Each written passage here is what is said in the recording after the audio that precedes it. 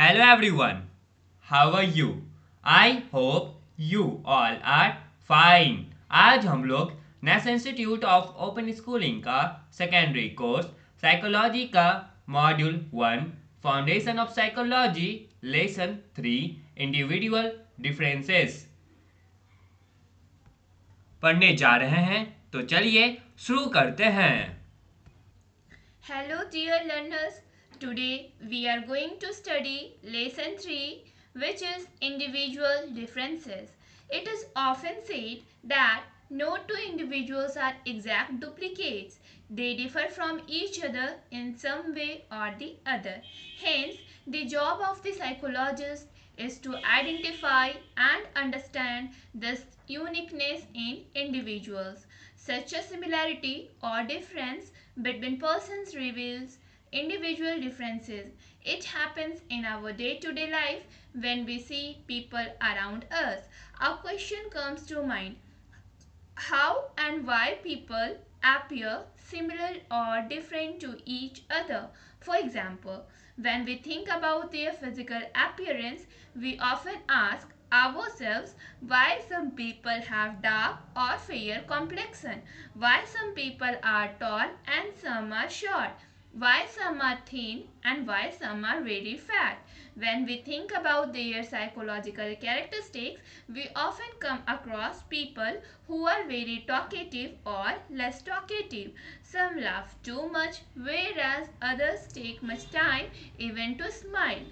Some are very friendly, whereas some prefer to be alone. The present lesson tries to answer all such queries which can bother us in our everyday life. In psychology, these are called individual differences, referring to the extent and kind of variations or similarities among people on some of the important psychological aspects such as intelligence, personality, interest, and aptitude. This lesson will also help us understand how to assess such similarities or variations among individuals. तो हम लोगों ने यह कहते सुना हुआ है कि जो कभी दो इंडिविजुअल्स होते हैं वो कभी दूसरे के एग्जैक्ट डुप्लीकेट्स नहीं होते, वे एक दूसरे से बहुत ही हद तक अलग होते हैं। इसलिए साइकोलॉजिस्ट का जो जॉब है वो क्या करते हैं, वो ऐसे यूनिकनेस को समझने की, आइडेंटिफाई करने की कोशिश करते हैं। ये जो सिमिलैरिटी या फिर जो डिफरेंस है दो इंडिविजुअल के बीच में, इसे हम लोग बोलेंगे individual differences.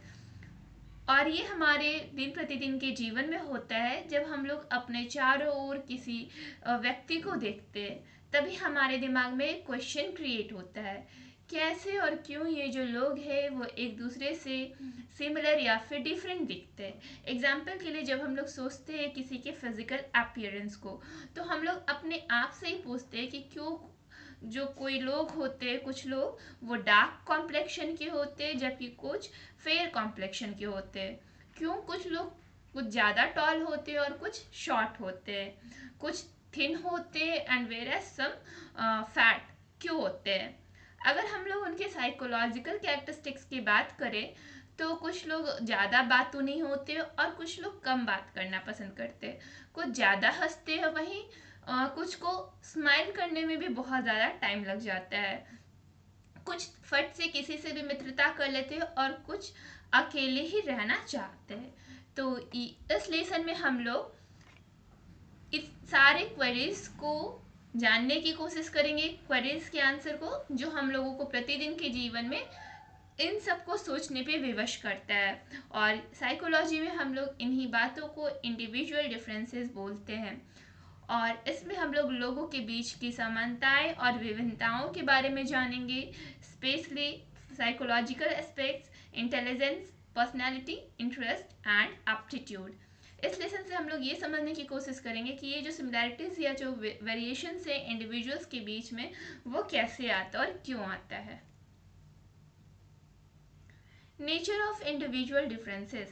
It has been observed that if we collect information about people's characteristics from a large sample and examine the pattern of distribution, we find that a large majority of the people fall in the middle range while a small proportion lies in extreme categories. For example, most of the people fall in the category of average height and very few are very tall or very short. This holds true for many more characteristics including intelligence and other psychological attributes. तो ये observe किया गया है कि हम लोग जब peoples के कैरेक्टरिस्टिक को इंफॉर्मेशन को कलेक्ट करते हैं तो हम लोग के पास उस पैटर्न जो डिस्ट्रीब्यूशन है पैटर्न का उसको हम लोग एग्जामिन करते हैं सेल्फ से और हम लोग देखते हैं कि जो लार्ज मेजोरिटी लोगों का है वो मिडिल रेंज में फॉल करते हैं जबकि कुछ स्मॉल प्रोपोर्शन जो है वो एक्सट्रीम कैटेगरी से बिलोंग करते हैं एग्जाम्पल के लिए जो ज़्यादातर जो लोग होते हैं उनका जो वो एवरेज हाइट की कैटेगरी में आते हैं और उनमें से कुछ बहुत लंबे होते हैं और कुछ बहुत छोटे होते हैं और ऐसी बहुत सारे कैरेक्टरिस्टिक है इंक्लूडिंग इंटेलिजेंसी और other psychological attributes. Here is figure 3.1 which shows distribution of height of a large sample of persons. इस फिगर से ये क्लियर है कि जो हम लोग का ज़्यादातर जो लोग हैं वो एवरेज हाइट में फॉल कर रहे हैं और बहुत ही कम लोग हैं वो या तो ड्वार्फ है या फिर वेरी टॉल है. The fact that people are different from each other is a very common observation. The differences in psychological characteristics are often consistent and form a stable pattern. By consistent, we mean that people tend to show regularity in their behavior and their patterns of behavior do not change very frequently. This consistency and stability in behavior is unique to every person. People develop their unique traits, characteristics, and patterns of behavior due to their genetic makeup and the environment in which they are brought up. Once we know these differences systematically, we can utilize the capabilities of people efficiently for their healthy development. Knowing about the specific characteristics of a person is necessary in order to extend, support, and utilize his or her potential to optimal level. तो ये fact क्या है कि जो लोग होते हैं वो एक दूसरे से कॉमन ऑब्जर्वेशन में बहुत ही ज़्यादा अलग होते हैं. ये जो डिफरेंसेस है साइकोलॉजिकल कैरेक्टरिस्टिक्स में इसमें हम लोग देखेंगे कि एक more suitable form of stable patterns है. ये जो कंसिस्टेंट है इसका मतलब क्या है कि जो लोग होते हैं उनके जो भी बिहेवियर्स होते हैं उसमें रेगुलरिटी हम लोगों को देखने को मिलती है कि ये जो बिहेवियर है वो कभी कभी चेंज होते रहता है और ये जो कंसिस्टेंसी है बिहेवियर की स्टेबिलिटी में वो हर एक पर्सन टू पर्सन यूनिक होता है. पीपल अपने यूनिक ट्रेट्स को डेवलप करते हैं कैरेक्टरिस्टिक को डेवलप करते हैं उनके जेनेटिक मेकअप के आधार पे उनका बिहेवियर होता है और वो इन्वायरमेंट से इस चीज़ को प्रभावित करते हैं.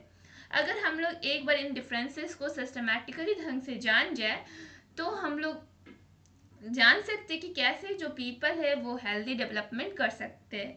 ये जो स्पेसिफिक कैरेक्टरिस्टिक्स है किसी भी पर्सन का वो ज़रूरी होता है कि हम लोग उनके बारे में जाने और उनकी जो भी पोटेंशियल है उसको एक ऑप्टिमल लेवल तक पहुंचने में सपोर्ट करें. Individual differences occur due to interaction of genetic and environmental factors. We inherit certain characteristics from our parents through genetic codes. The phenotype or the expressed forms of our characteristics depend on contributions of the socio-cultural environment. This is the reason why we are not exactly like our parents and our parents not exactly like our grandparents. We do share similarities with our parents in respect of many physical attributes like height, color of eyes, shape of nose, etc. We also inherit certain cognitive, emotional, and other characteristics from our parents like intellectual competence, love for sport, creativity, etc.